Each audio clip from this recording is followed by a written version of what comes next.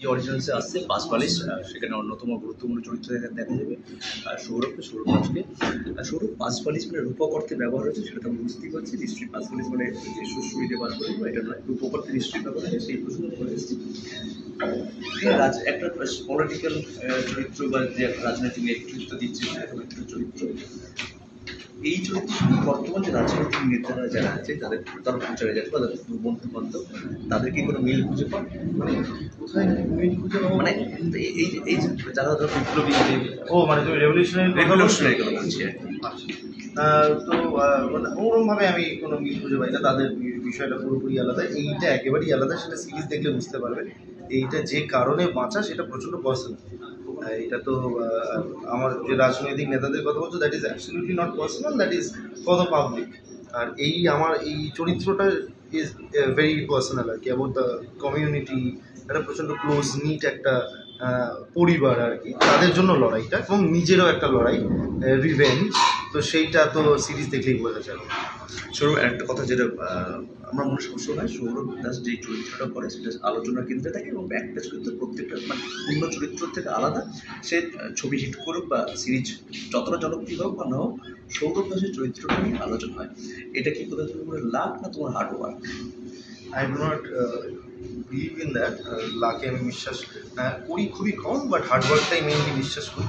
যে আমার মনে হয় যে হার্ডওয়ার্কটা মানে সেটাই হচ্ছে কনস্ট্যান্ট। লাকের জন্য ওয়েট করলে সারা জীবন তোমার ওয়েট করে থাকতে হবে। মানে you have to work for what you মানে like to achieve, right? So the probability of being lucky, যেটা আমি সবসময় বলতে থাকি, increases when you do the hard work. তো তোমায় ওই হার্ডওয়ার্কটাই, যেটা আমার হাতে কি আছে, লাক তো আমার হাতে কি। সো আমার হাতে তো আছে হার্ডওয়ার্কটা, বা পরে বা যে মানে যে কাজটা করার যে ডেডিকেশন, সেটা আমার হাতে আছে। সেইটা আমি ঠিক রাখার চেষ্টা করি। যেটা আমার হাতে নেই সেটা নিয়ে ভেবে না। যেটা বলছিলাম পাঁচপালিশ, যেটা রূপক অর্থে নিশ্চয়ই ব্যবহার হয়েছে, এখানে কতটা রূপক অর্থে ব্যবহার হয়েছে? কারণ তোমার যে চরিত্রটা দেখা যাচ্ছে সেটা একটা হাট করে অন্যরকম একটা চরিত্র, সেটা পাঁচপালিশ নামটা অন্যরকম। এই যে দুটো যে মিল বা রূপক যে বলছি অ্যাকচুয়ালি আছে, মেটাফারটা যে তোমার ওটা সিরিজ দেখলে বোঝা যাবে। যেখানে ওয়াই পাঁচবালিশ, অদ্ভুতভাবে পাঁচবালিশ কেন? কারণ এটা তো বেডরুমের গল্প না, সেটা বোঝাই যাচ্ছে। তো সেক্ষেত্রে পাঁচবালিশ করতে সেটা আমরা বুঝি যে কম্প্যানিয়নশিপ, হ্যাঁ, যেটা জড়িয়ে তুমি ঘুমাচ্ছ, বা তোমার বন্ধু, বা তোমার লোনলিনেসের সঙ্গী, বা ধরো সেই শান্তি।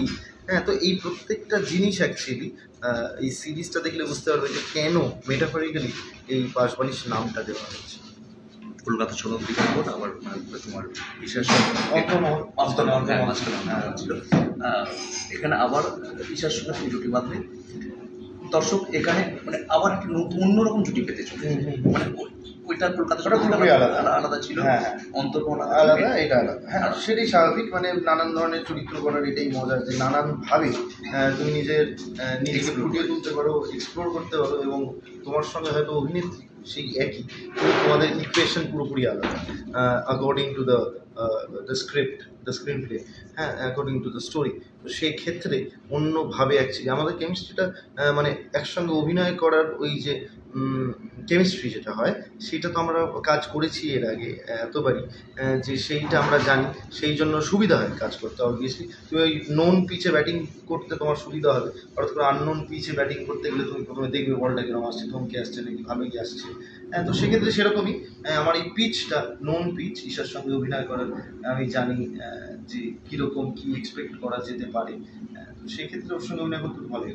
ছবি কী কী আসছে? এরপরে আসছে বুমেরাং, 7th জুন আসছে জিদ্দার সঙ্গে। ওইটাও বেশ হাইপ, মানুষজনের ভালোই লাগছে। তো আমার বিশ্বাস যে সেটাও বেশ ভালোই করবে। আরেকটা ছবি আসছে ফ্ল্যাশব্যাক বলে, আমি আছি, সেটাই আছে তোমার অ্যাস্ট্রো, কৌশিক গাঙ্গুলি এবং হুগলি, বাংলাদেশে। ফ্ল্যাশব্যাক নামক ছবি, রাশেদ রাহার, সেইটা, এবং আরও দুটো সিরিজ আমার শ্যুট করা হয়ে গেছে, সেগুলো আসবে টাইম। এবং আরও একটা দুটো জিনিস হয়েছে যেটা এখন at this point of time আমার মাথায় আসছে না। যেটা দিয়ে পুরো আজকে ইন্টারভিউ শেষ করবো। আর কি কি আসছে সেটা আমি পরে তো আবার আলোচনা করবো। যে তুমি লাকের কথা বলছিলে, লাক তুমি বিশ্বাস করো, হার্ডওয়ার্ককে বিশ্বাস করো। রিসেন্টলি যেটা এত বছর পরে তোমরা ট্রফি জিতলে, সেটা কিন্তু কোথাও একটা তোমার লেডি চার্ম লাক বলো বা কোথাও একটা তোমার ম্যারেজ। সত্যি কথা বলতে তো ভালো লাগে, হ্যাঁ বললে বিশ্বাস করি না একেবারেই নয় আর কি। হ্যাঁ, কিন্তু সেটাও আবার আগে 1 বছরের খাটনি প্রত্যেকটা মানুষের, প্রত্যেকটা প্লেয়ারের, আমি প্লেয়ারই বলছি, অভিনেতা বলছি না। যেহেতু মাঠে গেলে সেখানে আর অভিনয় দেখানো, সেখানে কিন্তু আমাদের খেলোয়াড় হয়েই উঠতে হয়। তো সেক্ষেত্রে সেই প্রত্যেকটি মানুষের dedication, believe, manifestation, everything worked out এবং we are the champions, we become the champions. CCL এত বড় একটা খেতাব জেতা চারটিখানি কথা নয়, 10 বছর হারার পর, এবং প্রথমবার ফাইনালে গিয়েই জেতা, সেটাও একটা বিশাল বড় বিষয়। এবং অবভিয়াসলি তুই যে লেডি লাকটা বলছো, সেটাই আমি বিশ্বাস করি, এমন নয় যে বিশ্বাস করি না। আমার বিশ্বাস ছিল যে এই লেডি লাকটা হয়তো কাজে দেবে, সেটা দিল আর কি, সেটা আরও বিশ্বাস করছি আর সরু। অনেক অনেক ধন্যবাদ। তুমি যেরকম নিউ মানে যে নতুন জেনারেশনের একটা আইকন হয়ে উঠেছো, তুমি নতুন নতুন প্রত্যেকটা কাজের তার তোমার যে নিজস্ব স্বাক্ষর রাখছো, এরকম আরও কাজের অনেক অনেক থ্যাংক ইউ।